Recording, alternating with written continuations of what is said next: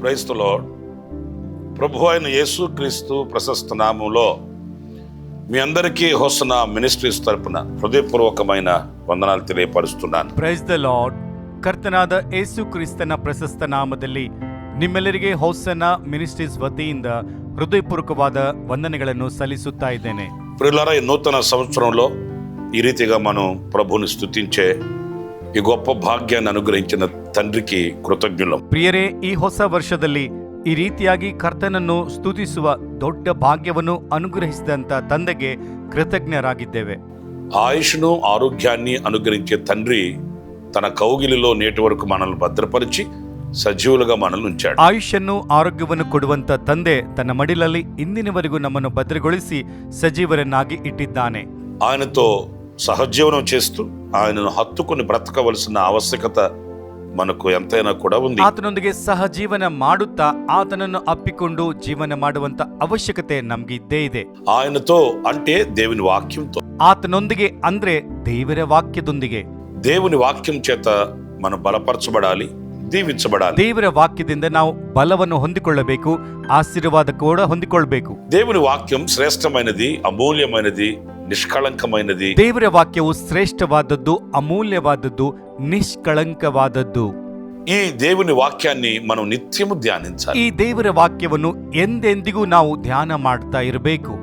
కీర్తనల గ్రంథంలో కూడా మనం చదువుతాము. ಕೀರ್ತನೆಗಳಲ್ಲಿ ಕೂಡ ನಾವು ಓದ್ತೇವೆ, యెహోవా ధర్మశాస్త్రమును దివారాత్రములు ధ్యానించాలి అనే వాక్యాన్ని మన పరిశుద్ధ గ్రంథంలో చదువుతాం. ಯೆಹೋವನ ಧರ್ಮಶಾಸ್ತ್ರವನ್ನು ಹಗಲು ಇರುಳು ಧ್ಯಾನ ಮಾಡಬೇಕೆಂಬುದಾಗಿ ಸತ್ಯವೇದದಲ್ಲಿ ನಾವು ಓದ್ತೇವೆ. కనుక ప్రతిదినము అనుక్షణం దేవుని వాక్య ధ్యానం చేత మనం బలపరచబడదాం, దీవించబడదాం. ಅದಕ್ಕಾಗಿ ಪ್ರತಿದಿನ ಅನುಕ್ಷಣ ದೇವರ ವಾಕ್ಯದಿಂದ ಬಲವನ್ನು ಹೊಂದಿಕೊಳ್ಳುತ್ತಾ ಆಶೀರ್ವಾದವನ್ನು ನಾವು ಹೊಂದಿಕೊಳ್ಳೋಣ.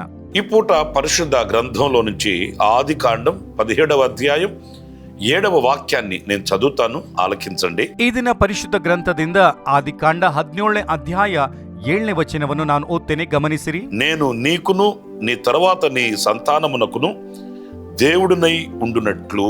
ಇದಲ್ಲದೆ ನಿನಗೂ ನಿನ್ನ ತರುವಾಯ ನಿನ್ನ ಸಂತಾನಕ್ಕೂ ದೇವರಾಗಿರುವುದಕ್ಕೆ. ప్రియులారా, ఈ వాక్య భాగంలో నీకును నీ తరువాత నీ సంతానమునకును దేవుడినై ఉండును లేక ఉండునట్లు అనే మాట మనం ధ్యానించాలి. ಪ್ರಿಯರೇ, ಈ ವಾಕ್ಯ ಭಾಗದಲ್ಲಿ ನಿನ್ನ ತರುವಾಯ ನಿನಗೂ ನಿನ್ನ ಸಂತಾನಕ್ಕೂ ದೇವರಾಗಿರುವೇನು ಎಂಬ ಮಾತನ್ನು ನಾವು ಈ ಹೊತ್ತು ಧ್ಯಾನ ಮಾಡಿಕೊಳ್ಳಬೇಕು. మనకు దేవుడు కావాలి, ನಮಗೆ ದೇವರು ಬೇಕು. ఆయనే మనం సృష్టించాడు గనుక, ಆತನು ನಮ್ಮನ್ನು ಸೃಷ್ಟಿ ಮಾಡಿದ್ದಕ್ಕಾಗಿ, ఆయనే మనకు రూపకల్పన చేశాడు గనుక, ಆತನೇ ನಮಗೆ ರೂಪವನ್ನು ಕೊಟ್ಟಿದ್ದಕ್ಕಾಗಿ, ఆయన చేత కలుగు చేయబడిన వారము గనుక, ಆತನ ಕೈಯಿಂದ ಉಂಟಾಗಿರುವವರಾದ್ದರಿಂದ, ఆయన చేతనే మనం బ్రతికించబడాలి, ಆತನ ಕೈಯಿಂದಲೇ ನಾವು ಬದುಕಿಸಲ್ಪಡಬೇಕು, మనం నడిపించబడాలి. ನಾವು ನಡೆಸಲ್ಪಡಬೇಕು. ఆయన లేని బ్రతుకు బ్రతుకు కాదు. ಆತನು ಇಲ್ಲದಂತ ಬದುಕು ಬದುಕಲ್ಲ. ఆయన లేకుండా ఏమీ సాధించలేమండి. ಆತನು ಇಲ್ಲದೆ ಏನು ಸಾಧನೆ ಮಾಡ್ಲಿಕ್ಕೆ ಆಗಲ್ಲ.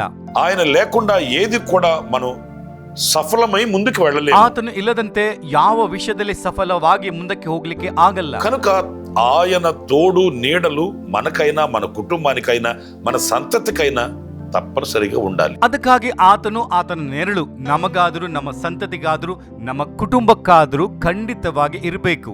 దేవుడు లేని ప్రజలుగా మనం ఉండకూడదు. ದೇವರು ಇಲ್ಲದಂತ ಪ್ರಜೆಗಳಂತೆ ನಾವು ಇರಬಾರದು. మనకు ఆయన సన్నిధి, ఆయన తోడు నీడలు ఉన్నప్పుడు ನಮಗೆ ಆತನ ಸನ್ನಿಧಾನ, ಆತನ ನಮ್ಮ ಸಂಗಡ ಇದ್ದರೆ మనం వేసిన ప్రతి అడుగు కూడా నీతిలో పడు, ನಾವು ಹಾಕುವಂತ ಪ್ರತಿ ಹೆಜ್ಜೆ ಬೆಣ್ಣೆಯಲ್ಲಿ ಬೀಳುತ್ತದೆ, ఆశీర్వాదకరంగా మలచబడుతుంది, ಆಶೀರ್ವಾದಕರವಾಗಿ ಮಾರ್ತದೆ. బ్రతికిన దినములు ఆశీర్వాదకరంగాను క్షేమకరమైన దినములుగా మనకు నిలుస్తాయి. ಬದುಕುವಂತ ದಿನಗಳು ಆಶೀರ್ವಾದಕರವಾಗಿ ಕ್ಷೇಮಕರವಾಗಿ ನಮ್ಗೆ ನಿಲ್ತವೆ. ప్రియులారా, ఈ వాక్య భాగంలో ಪ್ರಿಯರೇ, ಈ ವಾಕ್ಯ ಭಾಗದಲ್ಲಿ మనకు మన సంతతికి ನಮಗೂ ನಮ್ಮ ಸಂತಾನಕ್ಕೆ ఆయన దేవుడై ఉంటాడు. ಆತನು ದೇವರಾಗಿರ್ತಾನೆ. మనం ఆయన ఆశించాలి, ఆహ్వానించాలి. ನಾವು ಆತನನ್ನು ಆಶಿಸಬೇಕು, ಆಹ್ವಾನಿಸಬೇಕು. ఆయన సన్నిధిలో ప్రాధేయపడాలి. ಆತನ ಸನ್ನಿಧಿಯಲ್ಲಿ ನಾವು ಬೇಡಿಕೊಳ್ಬೇಕು. నీవు నాకు దేవుడివై ఉండాలి, ನೀನು ನನಗೆ ದೇವರಾಗಿರಬೇಕು, నీ కౌగిలలో నేను బ్రతకాలి, ನಿನ್ನ ಮಡಿಲಲ್ಲಿ ನಾನು ಬದುಕಬೇಕು అని మనం ప్రార్థించగలగాలి. ಎಂಬುದಾಗಿ ನಾವು ಪ್ರಾರ್ಥನೆ ಮಾಡಬೇಕು. ఆయన మనకు దేవుడై ఉన్నాడు. ಆತನು ನಮಗೆ ದೇವರಾಗಿದ್ದಾನೆ. ఎలాంటి దేవుడై ఉన్నాడు? ಎಂತ ದೇವರಾಗಿದ್ದಾನೆ? ఆయనలో ఉన్న శక్తి సామర్థ్యతలు ఏంటి? ಆತನಲ್ಲಿರುವಂತಹ ಶಕ್ತಿ ಸಾಮರ್ಥ್ಯಗಳೇನು? పరిశుద్ధ గ్రంథం మనకు చాలా విషయాలు నేర్పిస్తుంది. ಪರಿಶುದ್ಧ ಗ್ರಂಥವು ಅನೇಕ ವಿಷಯಗಳನ್ನು ನಮಗೆ ಹೇಳಿಕೊಡುತ್ತದೆ. ఇదే ఆదికాండం ಇದೇ ಆದಿಕಾಂಡದಲ್ಲಿ 17వ అధ్యాయంలోనే 17ನೇ ಅಧ್ಯಾಯದಲ್ಲಿಯೇ మొదటి వాక్యంలో మనం గమనించినప్పుడు ಮೊದಲನೇ ವಾಕ್ಯವನ್ನು ನಾವು ನೋಡಿದರೆ, అబ్రాము 99 ఏండ్ల వాడైనప్పుడు యెహోవా అతనికి ప్రత్యక్షమై, నేను సర్వశక్తి గల దేవుడను. ಅಬ್ರಹಾಮನು 99 ವರ್ಷದವನಾದಾಗ ಯೆಹೋವನು ಅಬ್ರಹಾಮನಿಗೆ ಕಾಣಿಸಿಕೊಂಡು, ನಾನೇ ಸರ್ವಶಕ್ತನಾದ ದೇವರು. ఇక్కడ ఆయన సర్వశక్తి కలిగిన దేవుడుగా ప్రత్యక్షమవుతున్నాడు. ಇಲ್ಲಿ ಆತನು ಸರ್ವಶಕ್ತನಾದ ದೇವರಾಗಿ ಪ್ರತ್ಯಕ್ಷನಾಗ್ತಾ ಇದ್ದಾನೆ. సర్వశక్తి గల దేవుడు అనంటే ಸರ್ವಶಕ್ತಿಯುಳ್ಳ ದೇವರು ಅಂತಂದ್ರೆ ఆయనకి అన్నింటి మీద శక్తి కలిగి ఉన్నాడు అనేది మనం గమనించాలి. ಆತನು ಎಲ್ಲದರ ಮೇಲೆ ಶಕ್ತಿ ಉಳ್ಳವನೆಂಬುದಾಗಿ ನಾವು ಗಮನಿಸಬೇಕು. ప్రియులారా చూడండి, మానవునికి అన్నింటి మీద అధికారం లేదు. ಪ್ರಿಯರೇ ನೋಡಿರಿ, ಮನುಷ್ಯನಿಗೆ ಎಲ್ಲದರ ಮೇಲೆ ಅಧಿಕಾರ ಇಲ್ಲ. ఎందుకు లేదు? ಯಾಕೆ ಇಲ್ಲ? దేవునికి దూరమైపోయాడు. ದೇವರಿಗೆ ದೂರವಾಗಿದ್ದಾನೆ. పాపం మనిషిని చేరుకుంది. ಪಾಪವು ಮನುಷ್ಯನ ಹತ್ತಿರಕ್ಕೆ ಬಂದ್ಬಿಟ್ಟಿದೆ. ఆజ్ఞ అతిక్రమము వలన కలిగిన పాపం మానవుని దేవునికి దూరం చేసింది. ಆಜ್ಞೆ ಅತಿಕ್ರಮ ಮಾಡುವುದರಿಂದ ಉಂಟಾದ ಪಾಪವು ಮನುಷ್ಯನನ್ನು ದೇವರಿಂದ ದೂರ ಮಾಡಿದೆ. అందుచేత ಅದಕ್ಕಾಗಿ దేవుడు అనుగ్రహించిన అధికారాన్ని పోగొట్టుకుని, ದೇವರು ಅನುಗ್ರಹಿಸಿದಂತ ಅಧಿಕಾರವನ್ನು ಕಳೆದುಕೊಂಡು ఏలుబడి చేయవలసినటువంటి నరుడు ఈ రోజున దాసుడైపోయాడు. ಆಳ್ವಿಕೆ ಮಾಡಬೇಕಾಗಿರುವಂತ ಮನುಷ್ಯನು ಈ ದಿನ ದಾಸನಾಗಿದ್ದಾನೆ. లోకానికి దాసుడు, ಲೋಕಕ್ಕೆ ದಾಸನು, పాపానికి దాసుడు, ಪಾಪಕ್ಕೆ ದಾಸನು. ఈ రోజున ఏది చేయాలనుకున్న దాసత్వంలో నిలిచిన వ్యక్తికి స్వతంత్రత లేదు కదా. ಇದನ್ನ ಏನೇ ಮಾಡಬೇಕೆಂಬುದಾಗಿ ಅಂದುಕೊಂಡ್ರೆ ದಾಸನಾಗಿರುವಂತ ವ್ಯಕ್ತಿಗೆ ಸ್ವಾತಂತ್ರ್ಯ ಇಲ್ವಲ್ವಾ? అధికారం లేదు కదా. ಅಧಿಕಾರ ಇಲ್ವಲ್ವಾ? అన్నింటి చేత ఏలుబడి చేయబడుతున్నాడు. ಎಲ್ಲವೂ ఈತನನ್ನು ಆಳ್ವಿಕೆ ಮಾಡ್ತಾ ಇವೆ.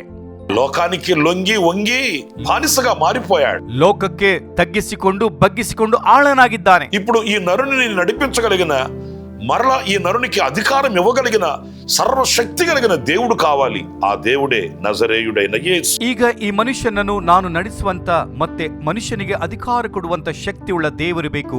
ಆ ದೇವರೇ ನಜರೇತಿನ ಯೇಸು. సమస్తము మీద ఆయనకు అధికారం ఉందండి. ಎಲ್ಲವದರ ಮೇಲೆ ಆತನಿಗೆ ಅಧಿಕಾರ ಇದೆ. ఎందుకని? ಯಾಕೆ? దేవుని వాక్యంలో మనం గమనించినప్పుడు, ದೇವರ ವಾಕ್ಯದಲ್ಲಿ ನಾವು ಗಮನಿಸುವುದಾದ್ರೆ, ఈ ప్రారంభ గ్రంథము అని పిలువబడే ఆది కాండంలోనే ಈ ಪ್ರಾರಂಭ ಗ್ರಂಥವಾಗಿರುವ ಆದಿಕಾಂಡದಲ್ಲಿ అన్ని కూడా ఆయన మూలముగానే చేయబడ్డాయి. ಎಲ್ಲವೂ ಆತನಿಂದಲೇ ಉಂಟಾಗಿವೆ. కేవలం ఆయన నోటి మాట చేత సృష్టిని కలుగు చేశాడు. ಕೇವಲ ಆತನ ಬಾಯಿ ಮಾತಿನಿಂದ ಈ ಸೃಷ್ಟಿಯನ್ನು ಆತನು ಸೃಷ್ಟಿಸಿದ್ದಾನೆ. సమస్తం ఆయన పలుకగా, ఆయన ఆజ్ఞ ఇవ్వగా కలుగు చేయబడ్డాయి. ಎಲ್ಲವೂ ಆತನು ನುಡಿಯಲು ಆಜ್ಞೆ ಕೊಡಲು ಅವೆಲ್ಲ ಸೃಷ್ಟಿಯಾಗಿವೆ. ఈ సర్వ సృష్టికి ఆయన కారణ జన్ముడు గనుక, ಈ ಸರ್ವ ಸೃಷ್ಟಿಗೆ ಆತನೇ ಕಾರಣ ಜನ್ಮಿ ಆದ್ದರಿಂದ, సమస్తమును ఏలుచున్నవాడు గనుక, ಎಲ್ಲವನ್ನು ಆಳ್ವಿಕೆ ಮಾಡುವವನಾದ್ದರಿಂದ ఆయనకి ఆ అధికారము కలిగి ఉన్నాడు గనుక, ಆತನಿಗೆ ಆ ಅಧಿಕಾರ ಇದೆ. ಅದಕ್ಕಾಗಿ ఈ రోజున అన్ని ఆయనకి లోబడుతున్నాయి. ఆయన ఏమైనా చేయగలడు. ಇದನ್ನ ಎಲ್ಲವೂ ಆತನ ಮಾತನ್ನು ಕೇಳ್ತಾ ಇವೆ. ಆತನೇನಾದ್ರೂ ಮಾಡಬಲ್ಲ. ఏమైనా చేయుటకు శక్తి కలిగిన దేవుడు అండి. ಏನಾದ್ರೂ ಮಾಡಲಿಕ್ಕೆ ಶಕ್ತಿಯುಳ್ಳ ದೇವರು. కొన్ని సందర్భాల్లో, ಕೆಲವು ಸಂದರ್ಭಗಳಲ್ಲಿ కొన్ని అసాధ్యమైన కార్యాలు మన ఎదుట నిలిచినప్పుడు, ಕೆಲವು ಅಸಾಧ್ಯವಾದ ಕಾರ್ಯ ನಮ್ಮ ಮುಂದೆ ನಿಂತ್ಕೊಂಡಾಗ మనం నిరుత్సాహపడిపోతాం. ನಾವು ನಿರುತ್ಸಾಹಕ್ಕೆ ಗುರಿಯಾಗ್ತೇವೆ. ఈ కార్యం ఎవరు చేయలేరు, ಈ ಕೆಲಸ ಯಾರು ಮಾಡ್ಲಿಕ್ಕೆ ಆಗಲ್ಲ, ఇది మన వల్ల కాదు, ಇದು ನಮ್ಮಿಂದ ಆಗಲ್ಲ, ఇది మనం సాధించలేము, ಇದನ್ನು ನಾವು ಸಾಧನೆ ಮಾಡ್ಲಿಕ್ಕೆ ಆಗಲ್ಲ, సత్తిగల పడిపోతాం. ಬಿದ್ದು ಹೋಗ್ಬಿಡ್ತೇವೆ. కానీ సర్వశక్తి కలిగిన దేవుని దగ్గరికి వెళితే, ಆದ್ರೆ ಸರ್ವಶಕ್ತನಾದ ದೇವರ ಬಳಿಗೆ ನಾವು ಹೋದ್ರೆ ఆయనకు అసాధ్యమైనది ఏముంది? ಆತನಿಗೆ ಅಸಾಧ್ಯವಾಗಿರುವುದೇನಿದೆ? అబ్రహాం జీవితంలో కూడా మనం చదువుతామండి. ಅಬ್ರಹಾಮನ ಜೀವನದಲ್ಲಿ ಕೂಡ ನಾವು ಓದ್ತೇವೆ. అబ్రహాముకి సంతానము లేదు. ಅಬ್ರಹಾಮನಿಗೆ ಸಂತಾನ ಇರ್ಲಿಲ್ಲ. అబ్రహాము కాస్త నిరుత్సాహపడిపోయాడు. ಅಬ್ರಹಾಮನಿಗೆ ಒಂಚೂರು ನಿರುತ್ಸಾಹ ಬಂದ್ಬಿಡ್ತು. ఎంత ఇచ్చినా ఏమిచ్చినా ప్రయోజనం ఏముంది? ಎಷ್ಟೇ ಕೊಟ್ರು ಏನೇ ಮಾಡಿದ್ರು ಪ್ರಯೋಜನ ಏನಿದೆ? నాకు వారసుడు లేడు కదా, ನನಗೆ ವಾರಸನು ಇಲ್ವಲ್ವಾ? మరి ఈ సంపద అంతా ఎవరి కొరకు అన్నట్లుగా విసిగిపోయాడు. ಈ ಸಂಪಾದನೆ ಎಲ್ಲ ಯಾರಿಗೆ ಎಂಬುದಾಗಿ ಬೇಜಾರಾದ. ప్రేమ సహోదరులారా, ಪ್ರಿಯ ಸಹೋದರರೇ, ఆ వృద్ధాప్యంలో, ಆ ವೃದ್ಧಾಪ್ಯದಲ್ಲಿ అబ్రహాము జీవితంలో అద్భుతం చేశాడు ఆయన. ಅಬ್ರಹಾಮನ ಜೀವನದಲ್ಲಿ ಆತನು ಅದ್ಭುತ ಮಾಡಿದ. అది అబ్రహాముకు కూడా ఆశ్చర్యమే. ಅದು ಅಬ್ರಹಾಮನಿಗೂ ಕೂಡ ಆಶ್ಚರ್ಯವೇ. నీకు సంతానమునిస్తాను అన్నప్పుడు, ನಿನಗೆ ಸಂತಾನ ಕೊಡುವೆನು ಅಂತ ಹೇಳಿದಾಗ అబ్రహాము ఆశ్చర్యాన్ని వ్యక్తపరిచాడు. ಅಬ್ರಹಾಮನು ಆಶ್ಚರ್ಯವನ್ನು ವ್ಯಕ್ತಗೊಳಿಸಿದ.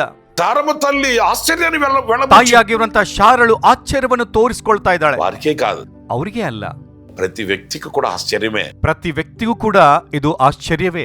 ఆ రోజు దేవుడు అడిగిన మాట ఏంటి? ಆ ದಿನ ದೇವರು ಕೇಳಿರುವಂತ ಮಾತೇನು? నాకు ఏమైనా అసాధ్యమైనది ఉన్నదా? ನನಗೆ ಯಾವ್ದಾದ್ರೂ ಅಸಾಧ್ಯವಾದದ್ದು ಇದೆಯಾ? నిజమే, ನಿಜವೇ. ఆయన సర్వశక్తి కలిగిన దేవుడు. ಆತನು ಸರ್ವಶಕ್ತನಾದ ದೇವರು. ఆయనకు అసాధ్యం ఏంటి? ಆತನಿಗೆ ಅಸಾಧ್ಯ ಏನು? ఆనాడు అబ్రహాముకే కాదు, ಆ ದಿನ ಅಬ್ರಹಾಮನಿಗೆ ಅಲ್ಲ. ఈ వాక్యం ఉంటున్న నా ప్రియమైన సహోదరులారా, ಈ ವಾಕ್ಯವನ್ನು ಕೇಳುವಂತ ನನ್ನ ಪ್ರಿಯ ಸಹೋದರರೇ, మీ బ్రతుకులలో కూడా, ನಿನ್ನ ಬದುಕಿನಲ್ಲಿ ಕೂಡ ఏది చేయాలి అని అనుకున్నా ಏನೇ ಮಾಡಬೇಕು ಅಂತ ಅನ್ಕೊಂಡ್ರು ఆయనే మనకు ఆధారం. ಆತನೇ ನಮಗೆ ಆಧಾರ. మనకు అసాధ్యం కావచ్చు, ನಮಗೆ ಅಸಾಧ್ಯ ಆಗಬಹುದು, దేవునికి అసాధ్యం కాదు. ದೇವರಿಗೆ ಅಸಾಧ್ಯ ಅಲ್ಲ. ఆయనకు అప్పగించినప్పుడు, ಆತನ ಕೈಗೆ ಒಪ್ಪಿಸಿದ್ರೆ, ఆయనకు విన్నపించుకున్నప్పుడు, ಆತನನ್ನು ಬೇಡಿಕೊಂಡ್ರೆ, ఆయన సముఖంలో ప్రార్థించినప్పుడు, ಆತನ ಸನ್ನಿಧಿಯಲ್ಲಿ ಪ್ರಾರ್ಥನೆ ಮಾಡಿದರೆ, ఏ కార్యము చేయుటకైనను శక్తి కలిగిన దేవుడు ఆయన. ಯಾವುದೇ ಕಾರ್ಯ ಮಾಡಲಿಕ್ಕೆ ಶಕ್ಯನಾದ ದೇವರಾತ, సర్వాధికారి, ಸರ್ವಾಧಿಕಾರಿ. ఆయన ಆತ సమస్తము చేయగలిగిన దేవుడు, ಎಲ್ಲವನ್ನು ಮಾಡುವಂತ ದೇವರು. మన పితరుల జీవిత చరిత్రలో మనం చదివితే, ನಮ್ಮ ಪಿತರರ ಜೀವನ ಚರಿತ್ರೆ ನಾವು ಓದ್ತಾ ಹೋದ್ರೆ, ఆయన సముద్రం మీద అద్భుతం చేశాడు. ಆತನು ಸಮುದ್ರದ ಮೇಲೆ ಅದ್ಭುತ ಮಾಡಿದ. ఆయన అరణ్యములో అద్భుతం చేశాడు. ಆತನು ಅರಣ್ಯದಲ್ಲಿ ಅದ್ಭುತ ಮಾಡಿದ. ఆకాశంలో అద్భుతాలు చేశాడు. ಆಕಾಶದಲ್ಲಿ ಅದ್ಭುತಗಳನ್ನು ಮಾಡಿದ. ఆయన చేయనిదంటూ ఏముంది? ಆತನು ಮಾಡದೇ ಇರುವಂತದ್ದು ಏನಿದೆ? కనుక నా ప్రియమైన సహోదరులారా, ಅದಕ್ಕಾಗಿ ನನ್ನ ಪ್ರಿಯ ಸಹೋದರರೇ, ఆయన సర్వాధికారి అయిన దేవుడు అనేది మనం విశ్వసించాలి. ಆತನು ಸರ್ವಾಧಿಕಾರಿಯಾದ ದೇವರೆಂಬುದಾಗಿ ನಾವು ವಿಶ್ವಾಸವಿಡಬೇಕು. ఆయన సముఖంలో ప్రార్థించి మేలులు ಆತನ పొందుకోవాలి. ಸನ್ನಿಧಿಯಲ್ಲಿ ಪ್ರಾರ್ಥನೆ ಮಾಡಿ ಆಶೀರ್ವಾದಗಳನ್ನು ಹೊಂದಿಕೊಳ್ಬೇಕು. ఆయనకు అసాధ్యమైనదంటూ లేదని గ్రహించాలి. ಆತನಿಗೆ ಅಸಾಧ್ಯವಾದುದು ಇಲ್ಲ ಎಂಬುದಾಗಿ ನಾವು ಗ್ರಹಿಸಬೇಕು. మరొక విషయాన్ని కూడా నేను మీకు జ్ఞాపకం చేస్తాను. ಇನ್ನೊಂದು ವಿಷಯವನ್ನು ಕೂಡ ನಾನು ನಿಮಗೆ ಜ್ಞಾಪಕ ಮಾಡುತ್ತೇನೆ. నిర్గమకాండం 15వ అధ్యాయం 2వ వాక్యం చదువుతున్నానండి. యెహోవాయే నా బలము, నా గానము, ఆయన నాకు రక్షణయు ఆయను. ವಿಮೋಚನ ಕಾಂಡ 15ನೇ ಅಧ್ಯಾಯ 2ನೇ ವಚನವನ್ನು ನಾನು ಓದ್ತಾ ಇದ್ದೇನೆ. ಯೆಹೋವನು ನನ್ನ ಬಲವು, ಕೀರ್ತನೆಯು ಆಗಿದ್ದಾನೆ, ಆತನು ನನ್ನ ರಕ್ಷಣೆಯಾದನು. నాకు రక్షణయాయను. ನನಗೆ ರಕ್ಷಣೆಯಾದನು అంటే ఈ దేవుడు రక్షకుడైన దేవుడు. ಅಂದ್ರೆ ಈ ದೇವರು ರಕ್ಷಕನಾಗಿರುವ ದೇವರು. పిల్లలు, ఈరోజు మనిషికి ఏం కావాలి? ಪ್ರೇರೆ, ಈ ದಿನ ಮನುಷ್ಯರಿಗೆ ಏನ್ ಬೇಕು? ఆస్తులు, ಆಸ್ತಿಗಳು, అంతస్తులు, ಅಂತಸ್ತುಗಳು, భోగభాగ్యాలు, ಭೋಗ ಭಾಗ್ಯಗಳು, సిరి సంపదలు కాదండి. ಸಿರಿ ಸಂಪತ್ತುಗಳಲ್ಲ. ఇవన్నీ మానవునికి ఎంతో అంతో కొంతో ఉంటానే ఉంటున్నాయి. ಇವೆಲ್ಲ ಮನುಷ್ಯರಿಗೆ ಅಷ್ಟೋ ಇಷ್ಟೋ ಎಷ್ಟೋ ಇರ್ತಾ ಇವೆ. కానీ మనిషికి నిత్యవసరమైనది, ఎంతో శ్రేష్టమైన అనుభవం ఏంటి అనంటే, ಆದ್ರೆ ಮನುಷ್ಯರಿಗೆ ನಿತ್ಯವಸರವಾಗಿರುವಂತದ್ದು ಎಷ್ಟೋ ಅವಶ್ಯಕತೆ ಇರುವುದೇನೆಂದ್ರೆ రక్షణ కావాలి. ರಕ್ಷಣೆ ಬೇಕು. ప్రియమైన సహోదరులారా, ಪ್ರಿಯ ಸಹೋದರರೇ, మనమైన మన కుటుంబాలైన రక్షణ లేకపోతే, ನಾವಾದ್ರೂ ನಮ್ಮ ಕುಟುಂಬಗಳಿಗೆ ರಕ್ಷಣೆ ಇಲ್ಲದೆ ಹೋದ್ರೆ మనకు ఎంత కలిగి ఉన్న వ్యర్థమేనండి. ನಮ್ಗೆ ಏನೇ ಇದ್ರೂ ಕೂಡ ವ್ಯರ್ಥವೇ. నేను దూరదేశం నుంచి ఒక మంచి శ్రేష్టమైన ఒక మొక్కను తెచ్చాను. ನಾನು ದೂರ ದೇಶದಿಂದ ಒಂದು ಒಳ್ಳೆಯ ಶ್ರೇಷ್ಠವಾದ ಬಳ್ಳಿಯನ್ನು ತಂದೆ. చాలా విలువ కలిగినది, ಅದು ಬಹಳಷ್ಟು ಮೌಲ್ಯವುಳ್ಳದ್ದು, చాలా వెల కలిగినది. ಬಹಳಷ್ಟು ಬೆಳೆಯುಳ್ಳದ್ದು ಕೂಡ. ఆ తెచ్చిన ఆ విలువైన వెలగలిగిన మొక్కని నడివీధిలో నాట్యనే అనుకోండి. ತಂದಿರುವಂತ ಆ ಬೆಳೆಯುಳ್ಳ ಮೌಲ್ಯವುಳ್ಳ ಆ ಬಳ್ಳಿಯನ್ನು ಬೀದಿಯಲ್ಲಿ ನಾನೇನಾದ್ರೂ ನೆಟ್ರೆ అది కాపాడబడదు కదా, ಅದು ಕಾಪಾಡಲ್ಪಡಲ್ಲ, అది ఫలించదు కదా, ಅದು ಫಲಿಸಲ್ಲ, అది వర్ధిల్లదు కదా, ಅದು ಬೆಳವಣಿಗೆ ಆಗಲ್ವಲ್ವಾ? మనం ఆశించినటువంటి ప్రతిఫలం మనం పొందుకోలేము కదా. ನಾವು ಆಶಿಸಿರುವ ಫಲವನ್ನು ನಾವು ಹೊಂದಿಕೊಳ್ಳಿಕ್ಕೆ ಆಗಲ್ಲ. దూరదేశం నుంచే తెచ్చిందే, ದೂರ ದೇಶದಿಂದ ತಂದಿದ್ದೆ, ఎంతో వెల కలిగినదే, ಎಷ್ಟೋ ಬೆಳೆಯುಳ್ಳದ್ದೇ, ఎంతో విలువైనదే, ಎಷ್ಟೋ ಮೌಲ್ಯವುಳ್ಳದ್ದೇ. కానీ దానికి ఒక రక్షణ లేనప్పుడు, ಆದ್ರೆ ಅದಕ್ಕೆ ಒಂದು ರಕ್ಷಣೆ ಇಲ್ಲದೆ ಹೋದ್ರೆ అది ఎలాగా ఫలిస్తుంది, వృద్ధి చెందుతుంది? ಅದು ಹೇಗೆ ಫಲಿಸುತ್ತದೆ ಹಾಗೂ ವೃದ್ಧಿಯಾಗ್ತದೆ? మరి ఒక మొక్కకే అంత రక్షణ కావాల్సి వచ్చినప్పుడు, ಒಂದು ಬಳ್ಳಿಗೆ ಅಷ್ಟು ರಕ್ಷಣೆ ಬೇಕಾದಾಗ, దేవుని పోలికగా ఆయన స్వరూపమందు చేయబడిన నరునికి రక్షణ ఏది? ದೇವರ ಹೋಲಿಕೆಯಲ್ಲಿ ಆತನ ಸ್ವರೂಪದಲ್ಲಿ ಮಾಡಲ್ಪಟ್ಟಂತ ಮನುಷ್ಯನಿಗೆ ರಕ್ಷಣೆ ಎಲ್ಲಿದೆ? దేవుని ఆత్మ మనలో ఉంది కదా. ದೇವರ ಆತ್ಮ ನಮ್ಮಲ್ಲಿ ಇದೆ ಅಲ್ವಾ? మనం దేవుని స్వరూపం కదా. ನಾವು ದೇವರ ಸ್ವರೂಪ ಅಲ್ವಾ? దేనిలో కూడా దేవుని ఆత్మ లేదు కదా. ಬೇರೆ ಯಾವುದರಲ್ಲಿ ಕೂಡ ದೇವರ ಆತ್ಮ ಇಲ್ವಲ್ವಾ? ఒక నరునికి మాత్రమే కదా ఆయన తన ఆత్మను ఉంచింది. ಒಬ್ಬ ಮನುಷ್ಯನಿಗೆ ಮಾತ್ರವೇ ಅಲ್ವಾ ಆತನ ಆತ್ಮ ದೇವರಿಟ್ಟಿದ್ದು? మరి ఈ ఆత్మ దీపము ఆరిపోకుండానట్లు ఉండవలసిన రక్షణ ఏది? ಹಾಗಾದ್ರೆ ಈ ಆತ್ಮ ದೀಪವು ಆರಿ ಹೋಗದಂತೆ ಇರಬೇಕಾದಂತ ರಕ್ಷಣೆ ಎಲ್ಲಿದೆ? మరొక మాట కూడా మీతో చెప్తానండి. ಇನ್ನೊಂದು ಮಾತು ಕೂಡ ನಾನು ನಿಮ್ಮೊಂದಿಗೆ ಹೇಳ್ತೇನೆ. సాతాను అనే శత్రువు, ಸೈತಾನನು ಎಂಬ ಶತ್ರುವು ఎవడిని మృంగుదునానని గర్జించు సింహము వలె తిరుగుతున్నాడు. ಯಾರನ್ನು ನುಂಗೋಣ ಎಂಬುದಾಗಿ ಗರ್ಜಿಸುವ ಸಿಂಹದ ಹಾಗೆ ತಿರುಗಾಡ್ತಾ ಇದ್ದಾನಂತೆ. వాడి పనేంటి? ಅವನ ಕೆಲಸ ಏನು? మనల్ని కృంగదీయడం, ನಮ್ಮನ್ನು ಕುಗ್ಗಿಸುವಂತೆ ಮಾಡುವುದು, మనల్ని దేవునికి దూరం చేయడం, ದೇವರಿಂದ ನಮ್ಮನ್ನು ದೂರ ಮಾಡುವುದು, నిత్య నాశనానికి మనల్ని ఈడ్చుకొని వెళ్ళడం, ನಿತ್ಯ ನಾಶನಕ್ಕೆ ನಮ್ಮನ್ನು ಎಳೆದುಕೊಂಡು ಹೋಗುವುದು. ఈ కఠినాత్ముడైన సాతాను, ಈ ಕಠಿಣಾತ್ಮನಾಗಿರುವಂತಹ ಸೈತಾನನು ఎవరు దొరుకుతారా, ఎవరిని మృంగుదమా అని తిరుగుతున్నాడట. ಯಾರನ್ನು ನುಂಗಿ ಬಿಡೋಣ, ಯಾರು ಸಿಗ್ತಾನೆಂಬುದಾಗಿ ತಿರುಗಾಡ್ತಾ ಇದ್ದಾನಂತೆ. వాడి నోట పడ్డ కుటుంబాలుగా ఉండవు. ಅವನ ಬಾಯಲ್ಲಿ ಸಿಕ್ಕಿಕೊಂಡಿರುವಂತಹ ಕುಟುಂಬಗಳಾಗಿ ಇರಲ್ಲ. వాడి నోట పడ్డ, వాడి చేతిలో చిక్కిన వ్యక్తులుగా ఉండరు. ಅವನ ಬಾಯಲ್ಲಿ ಬಿದ್ದಿರುವಂತ ಹಾಗೂ ಅವನ ಕೈಯಲ್ಲಿ ಸಿಕ್ಕಿರುವಂತ ವ್ಯಕ್ತಿಯಾಗಿ ಇರಲ್ಲ. ఆ బ్రతుకులో శాంతి సమాధానాలు ఉండవు. ಆ ಬದುಕಿನಲ್ಲಿ ಶಾಂತಿ ಸಮಾಧಾನ ಇರಲ್ಲ. బ్రతుకులో ఉండవలసిన రమ్యత కనిపించదు. ಬದುಕುತ್ತಾ ಇದ್ರು ಬದುಕಿನಲ್ಲಿ ಇರಬೇಕಾದಂತ ರಮ್ಯತೆ ಅವರಲ್ಲಿ ಕಾಣಲ್ಲ. ఏదో తెలియని దుఃఖం, ఆవేదన, ಏನೋ ಅರಿಯದ ದುಃಖ, ಆವೇದನೆ, అసంతృప్తికరమైన అనుభవాలు, ಅಸಂತೃಪ್ತಿಕರವಾದ ಅನುಭವಗಳು, గుండెకు సమాధానం లేని అనుభవాలు, ಹಿಡಿಯಷ್ಟು ಹೃದಯಕ್ಕೆ ಸಮಾಧಾನ ಇಲ್ಲದಂತ ಅನುಭವಗಳು. ఇదిగో ఇలాంటి చీకటి సంబంధమైన అనుభవాలతో క్షీణించిపోతుంటారండి. ಇಂಥ ಕತ್ತಲೆ ಸಂಬಂಧಿತವಾದ ಅನುಭವಗಳಿಂದ ಕ್ಷೀಣಿಸಿ ಹೋಗ್ತಾ ಇರ್ತಾರೆ.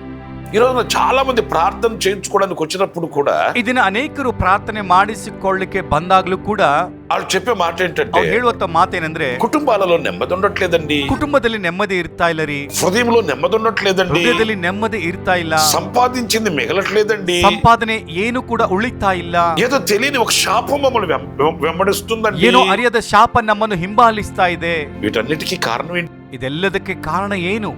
సాతాను యొక్క ఏలుబడి, ಸೈತಾನನ ಆಳ್ವಿಕೆ, సాతాను యొక్క కబంధ హస్తాలలో నలిగిపోవడం, ಸೈತಾನನ ಹಸ್ತದಲ್ಲಿ ನರಳಾಡುವುದು.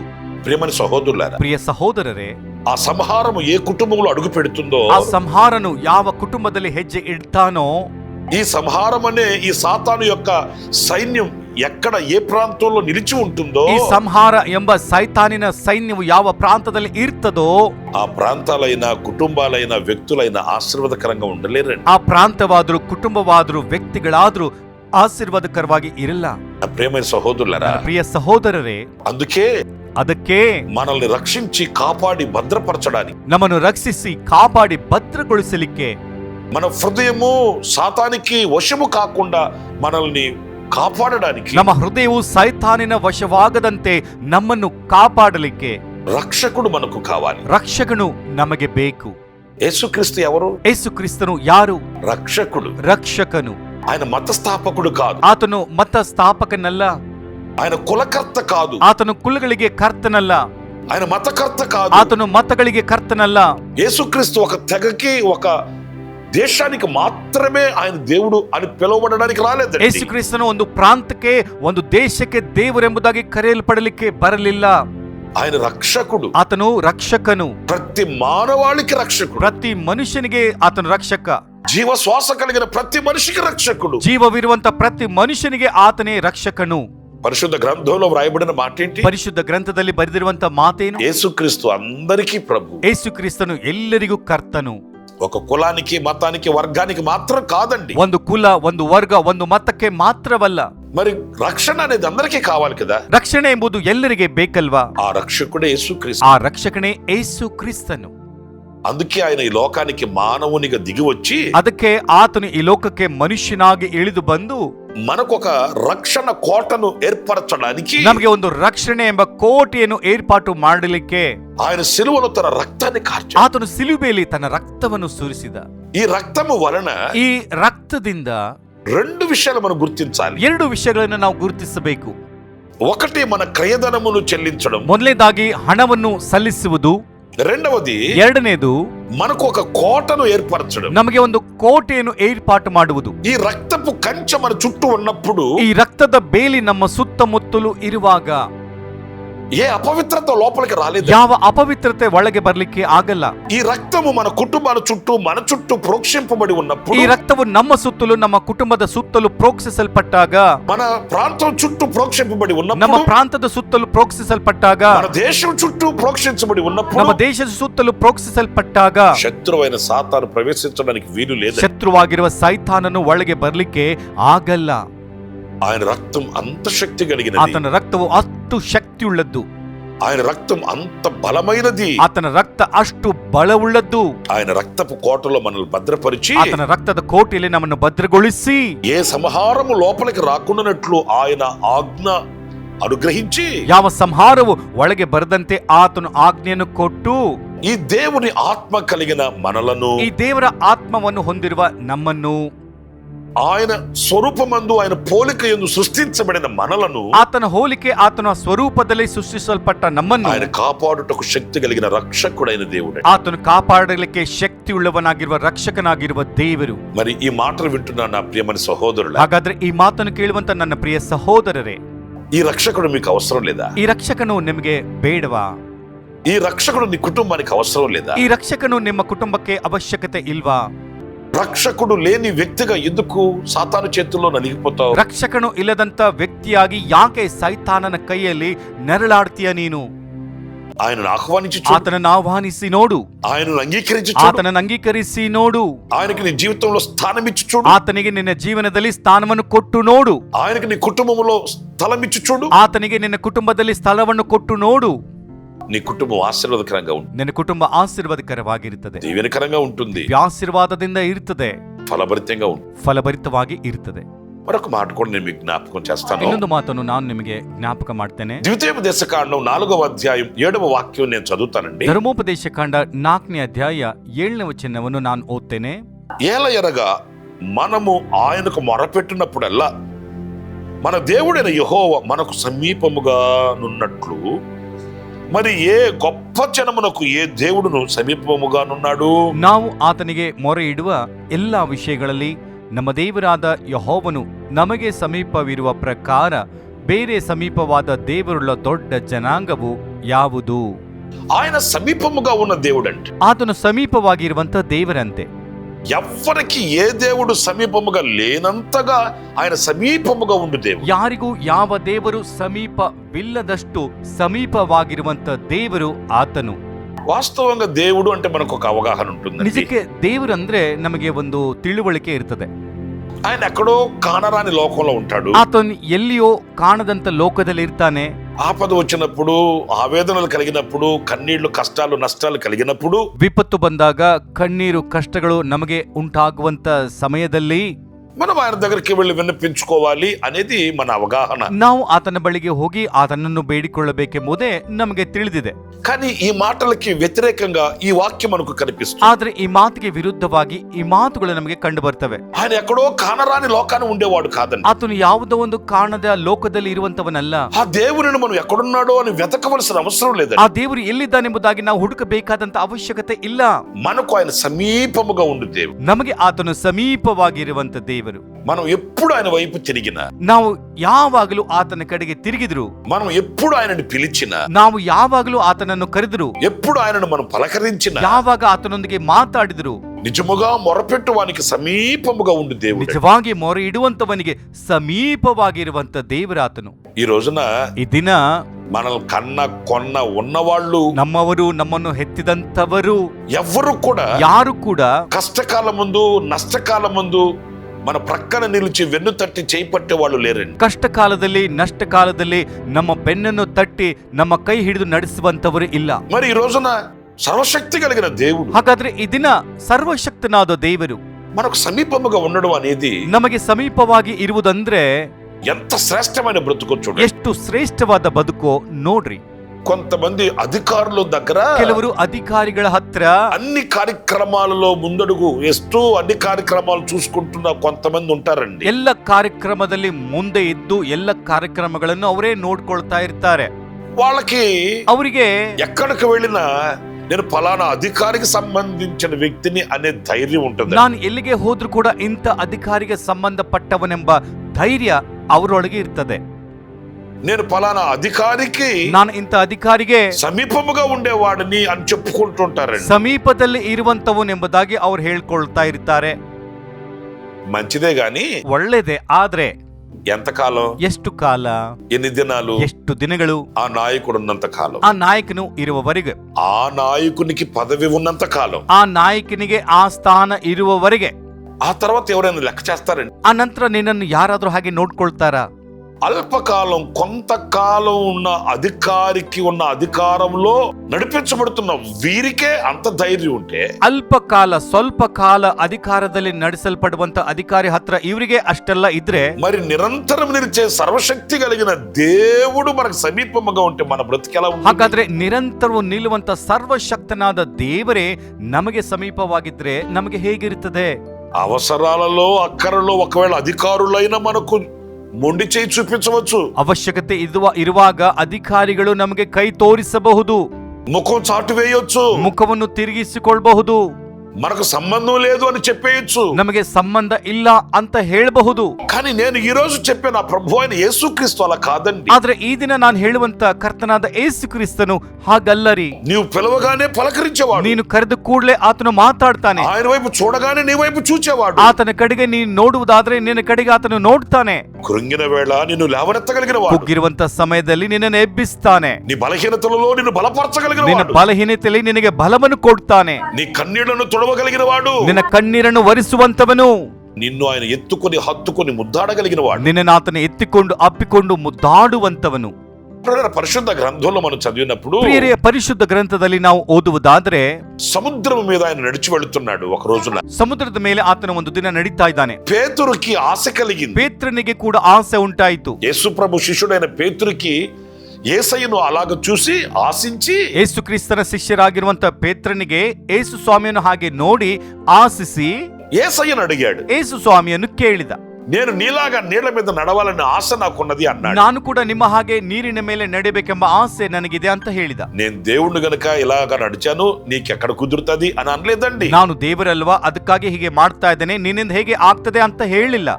ఆశలకైనా అవధులుండాలి, ಆಸೆಗಳಿಗೆ ಇತಿಮಿತಿ ಇರಬೇಕು. నేను నడిచినట్లుగా నువ్వు ఎలా నడవాలనుకుంటున్నావు అని నివారించలేదండి. ನಾನು ನಡೆದಿರುವ ಹಾಗೆ ನೀನು ಹೇಗೆ ನಡಿಬೇಕೆಂಬುದಾಗಿ ಅಂದ್ಕೊಳ್ತಾ ಇದೀಯಾ ಅಂತ ಮಾತಾಡ್ಲಿಲ್ಲ. నీవు నీళ్ల మీద నడవాలని ఆశ కలిగితే రమ్మన్నాడు. ನೀನು ನೀರಿನ ಮೇಲೆ ನಡೆಯುವ ಆಸೆ ಇದ್ದೆ, ಮುಂದಕ್ಕೆ ಬಾ ಅಂತ ಹೇಳಿದ್ರು.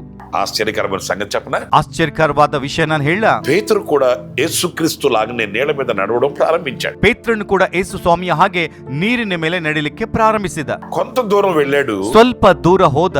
మానవ బుద్ధి కదండి, ಮನುಷ್ಯನ ಬುದ್ಧಿ ಅಲ್ವಾರಿ, మనిషి స్వభావం కదండి. ಮನುಷ್ಯನ ಸ್ವಭಾವ ಅಲ್ವಾ. ఆ సముద్రాన్ని, ಆ ಸಮುದ್ರವನ್ನು, ఆ అలజడులను, ఆ కెరటాలను చూచి, గాలిని చూచి ಭಯಪಡಿಪೋಯಾಡು. ಅಲ್ಲಿರುವಂತ ಅಲೆಯನ್ನು, ಅಲ್ಲಿರುವಂತ ಗಾಳಿಯನ್ನು ನೋಡಿ ಪೇತ್ರನು ಭಯಪಟ್ಟ.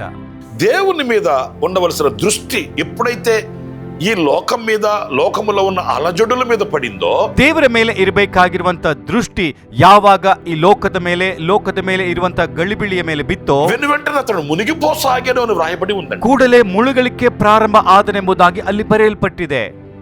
ఈ చరిత్ర మీరు ಈ ಚರಿತ್ರೆಯನ್ನು ನೀವು మత్తయి సువార్త 14వ అధ్యాయం 24-25 వాక్యాల్లో మీరు చూస్తారండి. ಮತ್ತೇನು ಬರೆದಿರುವಂತ ಸುವಾರ್ತೆ 14ನೇ ಅಧ್ಯಾಯ 24-25ನೇ ವಚನದಲ್ಲಿ ನೀವು ನೋಡ್ತೀರಾ. అతడు నీళ్లలో మునిగిపోతున్నప్పుడు కేక వేశాడట. ಆತನು ನೀರಿನಲ್ಲಿ ಮುಳುಗುವಂತ ಸಮಯದಲ್ಲಿ ಕೂಗಾಡ್ತಾ ಇದ್ದಾನೆ. ప్రియులారా, ఎప్పుడైతే అతడు కేకలు వేశాడో, ಪ್ರಿಯರೇ, ಯಾವಾಗ ಆತನು ಕೂಗ್ತಾ ಇದ್ದಾನೋ వెంటనే అతను కుడి చేతిని పట్టుకుని ప్రభు అతనిని లేవనెత్తును అనే మాట మనం చదువుతాం. ಕೂಡಲೇ ಆತನ ಬಲಗೈಯನ್ನು ಹಿಡಿದುಕೊಂಡು ಕರ್ತನು ಆತನು ಎಬ್ಬಿಸಿದ್ದಾನೆ ಎಂಬ ಮಾತನ್ನು ನಾವು ಅಲ್ಲಿ ನೋಡ್ತೇವೆ. చూడండి ఆ వాక్య భాగంలో, ನೋಡಿರಿ ಆ ವಾಕ್ಯ ಭಾಗದಲ್ಲಿ, అతను పిలువగానే, ಆತನು ಕರೆದ ಕೂಡಲೇ, అతను కేక వేయగానే, ಆತನು ಚೀರಾಡಿದ ಕೂಡಲೇ, ప్రభు వైపు అతను మనసును నిలుపుకోగానే, ಕರ್ತನ ಕಡೆಗೆ ಆತನ ಮನಸ್ಸನ್ನು ತಿರುಗಿಸಿದ ಕೂಡಲೇ వెంటనే ఆయన అతని చేతిని పట్టుకున్నాడు. ತಕ್ಷಣವೇ ಆತನ ಕೈಯನ್ನು ಆತ ಹಿಡಿದುಕೊಂಡ. ఎందుకని? ಯಾಕೆ? అంత సమీపముగా ఉండువాడు ఆయన, ಅಷ್ಟು ಸಮೀಪವಾಗಿ ಇರುವವನಾತನು, అంత దగ్గరగా ఉండువాడు ఆయన, ಅಷ್ಟು ಹತ್ತಿರವಾಗಿ ಆತನು ಇರುವವನು, నీ స్వరాన్ని వినేవాడు, ನಿನ್ನ ಸ್ವರವನ್ನು ಕೇಳುವವನು, నువ్వు పిలిస్తే నీ దరికి చేరి నిన్ను చేతిని పట్టుకునే అంత సమీపముగా ఉండువాడు. ನೀನು ಕರೆದಾಗ ನಿನ್ನ ಹತ್ತಿರಕ್ಕೆ ಬಂದು ನಿನ್ನ ಕೈ ಹಿಡಿಯುವಷ್ಟು ಸಮೀಪದಲ್ಲಿ ಆತನು ಇರ್ತಾನೆ. అధికారులైన వాళ్ళు, సామంతులైన వాళ్ళు, ఆసాములు, భూసాములు ఒకవేళ నీకు సమీపముగా లేకపోవచ్చేమో, కానీ ಅಧಿಕಾರಿಗಳು, ಸಾಮರ್ಥ್ಯವುಳ್ಳವರು, ಭೂಸ್ವಾಮಿಗಳು ನಿನಗೆ ಸಮೀಪ ಇಲ್ಲದೆ ಇರಬಹುದು. ఈ రోజు నేను ప్రకటించిన ప్రభు అయిన యేసుక్రీస్తు నీకు సమీపముగా ಈ ఉండువాడు. ದಿನ ನಾನು ಪ್ರಕಟಿಸುವಂತ ಯೇಸು ಕ್ರಿಸ್ತನು ನಿನಗೆ ಸಮೀಪವಾಗಿರುವಂತವನು. తన బలమైన హస్తం నీ కొరకై చాపి నిన్ను ఆదుకోగలిగినవాడు. ತನ್ನ ಬಲವಾದ ಹಸ್ತವನ್ನು ನಿನಗಾಗಿ ಚಾಚಿ ನಿನ್ನನ್ನು ಆತುಕೊಳ್ಳುವಂತವನು. ఎవరు లేరని, ಯಾರು ಇಲ್ಲ ಎಂದು, ఎవరు పట్టించుకోవట్లేదని, ಯಾರು ಹಿಡಿಸ್ಕೊಳ್ತಾ ಇಲ್ಲ, ఎవరు నీ విన్నపాలు వినట్లేదని, ಯಾರು ನಿನ್ನ ಬೆನ್ನಹವನ್ನು ಕೇಳ್ತಾ ಇಲ್ಲ. విసుగు చెందుతున్నావా? ನಿನಗೆ ಸಾಕಾಗಿ ಹೋಗ್ತಿದ್ಯಾ? అలసిపోయి ఉన్నావా? ದಣಿದು ಹೋಗ್ತಾ ಇದೀಯಾ? ఇదిగో నా ప్రభు అయిన యేసు క్రీస్తుని అంగీకరిస్తే, ಇಗೋ ಕರ್ತನಾದ ಯೇಸು ಕ್ರಿಸ್ತನನ್ನು ಅಂಗೀಕರಿಸಿದರೆ, ఆయనని విశ్వసించి ఆహ్వానిస్తే, ಆತನಲ್ಲಿ ವಿಶ್ವಾಸವಿಟ್ಟು ಆಹ್ವಾನಿಸುವುದಾದ್ರೆ నిశ్చయముగా ఆయన నీకు సమీపముగా ఉంటాడు. ಖಂಡಿತವಾಗಿ ಆತನು ನಿನಗೆ ಸಮೀಪದಲ್ಲಿರ್ತಾನೆ. ఎన్నటికి నీ ఎప్పటికి నీ చేయి విడవడు. ಎಂದಿಗೂ ಯಾವಾಗಲೂ ನಿನ್ನ ಕೈ ಬಿಡಲ್ಲ. ఆయన నీకు ముందు నడుస్తాడు. ನಿನಗಿಂತ ಮುಂದೆ ನಡೀತಾನೆ. నిన్ను ఆవరించి ఉంటాడు. ನಿನ್ನನ್ನು ಆವರಿಸ್ತಾನೆ. ప్రతి క్షణం నిన్ను పలకరించి నిన్ను ధైర్యపరిచి, ಪ್ರತಿ ಕ್ಷಣ ನಿನ್ನೊಂದಿಗೆ ಮಾತಾಡಿ ನಿನ್ನನ್ನು ಧೈರ್ಯಗೊಳಿಸಿ, నీ వెన్ను తట్టి నీ చేయి పట్టి నడిపి, ನಿನ್ನ ಬೆನ್ನನ್ನು ತಟ್ಟಿ ನಿನ್ನ ಕೈ ಹಿಡಿದುಕೊಂಡು ನಿನ್ನನ್ನು ನಡೆಸುತ್ತಾನೆ. ఆయన సమీపముగా ఉండు దేవుడు. ಆತನು ಸಮೀಪದಲ್ಲಿರುವ ದೇವರು. నా ప్రియమైన సహోదరులారా, ನನ್ನ ಪ್ರಿಯ ಸಹೋದರರೇ, ఈ దేవుడు నీకును నీ సంతతికి నీ దేవుడై ఉండాలని ఆశిస్తున్నావా? ಈ ದೇವರು ನಿನಗೂ ನಿನ್ನ ಸಂತತಿಗೆ ದೇವರಾಗಿರಬೇಕೆಂಬುದಾಗಿ ಆಶಿಸುತ್ತಾ ಇದೀಯಾ? ఈ దేవుడు నీతో కూడా, నీ పిల్లలతో కూడా, నీ సంతతితో కూడా ఉండాలని ಈ కోరుకుంటున్నావా? ದೇವರು ನಿನ್ನೊಂದಿಗೆ, ನಿನ್ನ ಮಕ್ಕಳೊಂದಿಗೆ, ನಿನ್ನ ಸಂತತಿಯೊಂದಿಗೂ ಕೂಡ ಇರಬೇಕೆಂಬುದಾಗಿ ನೀನು ಆಸೆ ಪಡ್ತಾ ಇದೀಯಾ? ఇదిగో ఈ సమయాన్ని నువ్వు ప్రార్థిస్తే, ಈಗ ಈ ಸಮಯದಲ್ಲಿ ನೀನು ಪ್ರಾರ್ಥನೆ ಮಾಡಿದರೆ నీకు ఆశీర్వాదకరమైన గడియ ఇది. ನಿನಗೆ ಆಶೀರ್ವಾದಕರವಾದ ಸಮಯ ಇದು. తల వంచండి, ప్రార్థన చేసుకో. ತಲೆಯನ್ನು ಭಾಗಿಸಿರಿ, ಪ್ರಾರ್ಥನೆ ಮಾಡಿಕೊಳ್ಳೋಣ. ఆశ్చర్యకరుడమైన తండ్రి, ಆಶ್ಚರ್ಯಕರನಾದ ತಂದೆ, జీవాధిపతి అయిన ప్రభువా మీకు వందనాలు చెల్లిస్తున్నాను. ಜೀವಾಧಿಪತಿಯಾದ ತಂದೆ, ನಿನಗೆ ವಂದನೆಗಳು. మీరు మాకును మా సంతతికి తోడుగా ఉండి దేవుడు ఉన్నాయి. ನೀವು ನಮಗೂ ನಮ್ಮ ಸಂತತಿಗೆ ಸಂಗಡ ಇರುವಂತ ದೇವರು. మీరు లేకుండా క్షణమైన మేము బ్రతుకలేమే. ನೀವು ಇಲ್ಲದೆ ಕ್ಷಣವಾದ್ರೂ ಕೂಡ ನಾವು ಬದುಕಲಿಕ್ಕೆ ಆಗಲ್ಲ. తోడు నీడలు మాకు కావాలి ప్రభువా. ನಮ್ಮ ಸಂಗಡ ನಮಗೆ ನೆರಳಾಗಿ ನೀವು ಇರಬೇಕು. నీవు సర్వశక్తి కలిగిన దేవుడు అని, ನೀವು ಸರ್ವಶಕ್ತನಾದ ದೇವರೆಂದು, నీవు రక్షకుడు అయిన దేవుడు అని, ನೀನು ರಕ್ಷಕನಾಗಿರುವ ದೇವರೆಂದು, నీవు సమీపముగా ఉండు దేవుడు అని, ನೀನು ಸಮೀಪವಾಗಿರುವಂತ ದೇವರೆಂದು లేఖనాలలోంచి మేము ధ్యానిస్తూ వచ్చాము. ಲೇಖನಗಳಿಂದ ನಾವು ಧ್ಯಾನ ಮಾಡ್ತಾ ಬಂದಿದ್ದೇವೆ. ఇదిగో మాతో ఉండమని, ಇಗೋ ನಮ್ಮೊಂದಿಗೆ ಇರಬೇಕೆಂದು, మమ్మల్ని నడిపించమని, ನಮ್ಮನ್ನು ನಡೆಸಬೇಕೆಂದು, మాకు రక్షకుడై ఉండమని, ನಮಗೆ ರಕ್ಷಕನಾಗಿರಬೇಕೆಂದು, మమ్మల్ని ఆవరించి ఉండమని, ನಮ್ಮನ್ನು ಆವರಿಸಿರಬೇಕೆಂದು మా హృదయంలోనికి మిమ్మల్ని ఆహ్వానిస్తున్నాం. ನಮ್ಮ ಹೃದಯದ ಒಳಗೆ ನಿಮ್ಮನ್ನು ಆಹ್ವಾನಿಸುತ್ತಾ ಇದ್ದೇವೆ ಸ್ವಾಮಿ. మా చేయి పట్టి నడిపించమని మీకు అప్పగించుకుంటూ, ನಮ್ಮ ಕೈ ಹಿಡಿದು ನಡೆಸಬೇಕೆಂಬುದಾಗಿ ನಮ್ಮನ್ನು ನಿಮಗೆ ಒಪ್ಪಿಸಿಕೊಂಡು, ఈ మాటలు వింటున్న ప్రతి వ్యక్తి యొక్క హృదయపు తలుపులు ಈ తెరచి, ಮಾತನ್ನು ಕೇಳುವಂತ ಪ್ರತಿ ವ್ಯಕ್ತಿಯ ಹೃದಯದ ಬಾಗಿಲನ್ನು ತೆರೆದು, వాళ్ళ హృదయంలో మీరు ప్రవేశించి, ಅವರ ಹೃದಯದಲ್ಲಿ ನೀವು ಪ್ರವೇಶಿಸಿ, వాళ్ళ హృదయములలో మీరు కొలువై ఉండమని ಅವರ వేడుకుంటున్నాను. ಹೃದಯದಲ್ಲಿ ನೀನು ಇರಬೇಕೆಂಬುದಾಗಿ ಬೇಡ್ಕೊಳ್ತಾ ಇದ್ದೇವೆ. రక్షకుడవై నిలిచి ఉండమని కోరుకుంటున్నాను. ರಕ್ಷಕನಾಗಿ ಇರಬೇಕೆಂಬುದಾಗಿ ಬೇಡ್ಕೊಳ್ತಾ ಇದ್ದೇವೆ. సర్వశక్తి కలిగిన దేవుడివై ఉండమని వేడుకుంటున్నాను. ಸರ್ವಶಕ್ತನಾದ ದೇವರಾಗಿರಬೇಕೆಂಬುದಾಗಿ ಬೇಡ್ಕೊಳ್ತಾ ಇದ್ದೇವೆ. మీరు సమీపముగా ఉండు దేవుడిగా నిలిచి ఉండమని కోరుకుంటున్నాను. ನೀವು ಸಮೀಪವಾಗಿರುವಂತ ದೇವರಾಗಿ ಇರಬೇಕೆಂಬುದಾಗಿ ಬೇಡ್ಕೊಳ್ತಾ ಇದ್ದೇವೆ.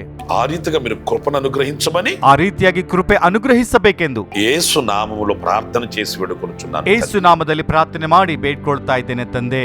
ఆమేన్. ಆಮೇನ್. ప్రభు పేరట మరొకసారి మీ అందరికీ మా హోసన్నా మినిస్ట్రీస్ తరపున హృదయపూర్వకమైన వందనాలు. ಕರ್ತನ ನಾಮದಲ್ಲಿ ಇನ್ನೊಂದು ಆವರ್ತಿ ನಮ್ಮ ಹೋಸನ್ನ ಮಿನಿಸ್ಟ್ರೀಸ್ ವತಿಯಿಂದ ನಿಮ್ಮೆಲ್ಲರಿಗೆ ಹೃದಯಪೂರ್ವಕವಾದಂತ ವಂದನೆಗಳು ಸಲ್ಲಿಸ್ತಾ ಇದ್ದೇನೆ.